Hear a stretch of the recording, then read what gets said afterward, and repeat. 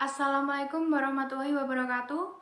Perkenalkan, kami dari mahasiswa Prodi Pendidikan Agama Islam, Fakultas Agama Islam, Universitas Muhammadiyah Magelang, ingin mempresentasikan hasil kerja kelompok kami dalam mata kuliah Ilmu Pendidikan Islam dengan PowerPoint yang berjudul Lembaga Pendidikan Non-Formal 2. Kami dari kelompok 10 yang beranggotakan saya, Yezia Maradinda, NPM 2004010018, Khairunisa Kurnia Agusti, NPM 2004010019, dan juga Irwanti, NPM 2004010020.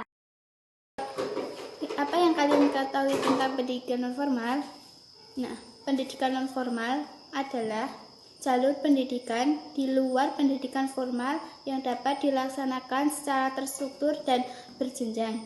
Hasil pendidikan non-formal dapat dihargai setara dengan hasil program pendidikan formal setelah melalui proses penilaian penyetaraan oleh lembaga yang ditunjuk oleh pemerintah atau pemerintah daerah dengan mengacu pada standar nasional pendidikan.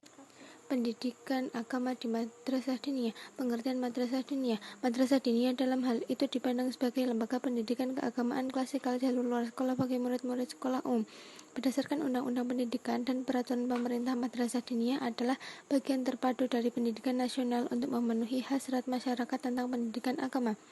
Madrasah diniyah termasuk ke dalam pendidikan yang dilembagakan dan bertujuan untuk mempersiapkan peserta didik dalam penguasaan terhadap pengetahuan agama Islam.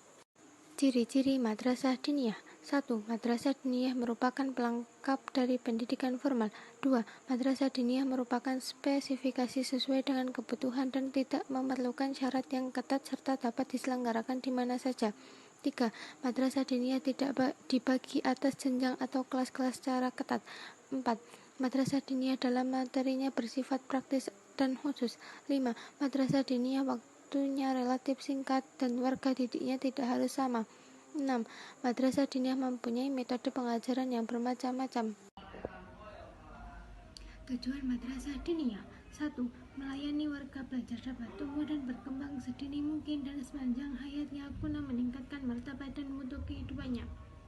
2. Membina warga belajar agar memiliki pengetahuan, keterampilan, dan sikap mental yang diperlukan untuk mengembangkan diri. 3. Memenuhi kebutuhan belajar masyarakat yang tidak dapat dipenuhi dalam alur pendidikan sekolah. 4. Untuk menumbuhkan bekal kemampuan dasar dan keterampilan di bidang agama Islam untuk mengembangkan kehidupannya sebagai pribadi muslim, anggota masyarakat, dan warga negara. Adapun prinsip umum administrasi madrasah diniyah: 1. Bersifat praktis, dapat dilaksanakan sesuai dengan kondisi dan situasi nyata di madrasah diniyah. 2. Berfungsi sebagai sumber informasi bagi peningkatan pengelolaan pendidikan dan proses belajar mengajar. 3. Dilaksanakan dengan suatu sistem mekanisme kerja yang menunjang realisasi pelaksanaan kurikulum. Adapun ruang lingkupnya yaitu: 1. Kurikulum. 2. Warga belajar. 3. Ketenagaan. 4. Keuangan. 5. Saran atau prasarana atau gedung dan perlengkapan lainnya. 6. Hubungan kerjasama dengan masyarakat. Dinamika pondok pesantren dalam perubahan peradaban. Pesantren adalah suatu lembaga pendidikan Islam yang telah tua sekali usianya, telah tumbuh sejak ratusan tahun yang lalu, yang setidaknya memiliki 5 unsur pokok, yaitu kiai, santri, pondok, masjid, dan pengajaran ilmu-ilmu agama. Berdirinya pesantren pada mulanya juga diprakarsai oleh Wali Songo yang diprakarsai oleh Syekh Maulana Malik Ibrahim yang berasal dari Gujarat, India. Para Wali Songo tidak begitu kesulitan untuk mendirikan pesantren karena sudah ada sebelumnya institusi pendidikan Hindu Buddha dengan sistem biara dan asrama sebagai tempat belajar mengajar bagi para biksu dan pendeta di Indonesia. Pesantren dalam masa penjajahan. Pada zaman penjajahan Belanda, pesantren dikelola pribumi, sebab pemerintah kolonial mendirikan lembaga pendidikan dengan sistem yang berlaku di barat pada waktu itu. Namun, hal ini hanya diperuntukkan bagi golongan elit dan dari masyarakat Indonesia. Jadi, ketika itu ada 2 alternatif pendidikan bagi bangsa Indonesia.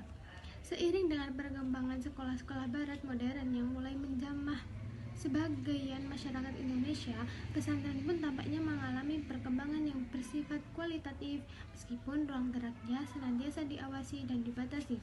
Ide-ide pembaharuan dalam Islam. Pembaharuan ini menyebabkan sistem mode halakoh berubah menjadi sistem klasikal. Pesantren itu juga memperkenalkan sistem madrasah sebagaimana yang diterapkan pada sekolah umum.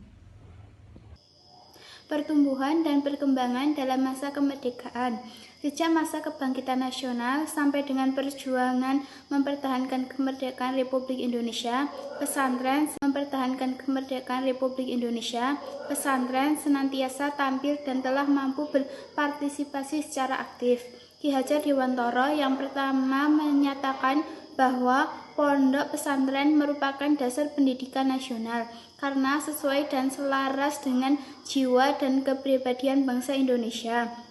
Pemerintah RI mengakui bahwa pesantren dan madrasah merupakan dasar pendidikan dan sumber pendidikan nasional yang harus dikembangkan, diberi bimbingan dan bantuan. Sejak awal kehadiran pesantren dengan sifatnya yang lentur atau fleksibel ternyata mampu menyesuaikan diri dengan masyarakat serta memenuhi tuntutan. Model pembelajaran awal mula pesantren ada dua, yaitu sistem wetonan non-klasikal dan sistem sorogan.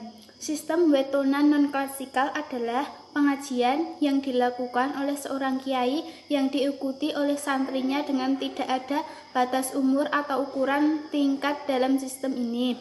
Seorang kiai membacakan kitab, sementara para santri masing-masing memegang kitab sendiri dengan mendengarkan keterangan guru untuk mengesahi atau memaknai kitab kuning.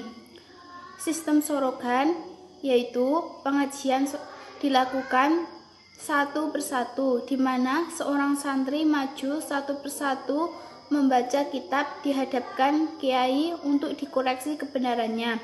Pada pembelajaran sorogan ini, seorang santri memungkinkan untuk berdialog dengan kiai mengenai masalah-masalah yang diajarkan. Sayangnya, banyak menguras waktu dan tidak efisien sehingga diajarkan pada santri-santri senior saja. Pengaruh pesantren dalam globalisasi. Berhadapan dengan globalisasi dan ancaman kuatnya benturan peradaban, maka tak mungkin pesantren masih bertahan dengan pola pembelajaran lama. Tuntutan masyarakat global adalah profesionalisme, penguasaan ilmu, pengetahuan, teknologi, serta etos kerja yang tinggi. Maka karena itulah watak profesionalitas dan penguasa teknologi dan pengetahuan yang standar diperlukan di pondok pesantren. Jika tidak, tentunya pesantren harus siap-siap digilas oleh laju zaman, ditinggalkan orang karena telah usang dan tak layak pakai. Karena itu, diharapkan pesantren harus semakin adaptif terhadap perkembangan kemajuan zaman. Atas dasar itu, peluang pesantren sebagai lembaga pendidikan Islam yang akan menciptakan manusia seutuhnya semakin terbuka.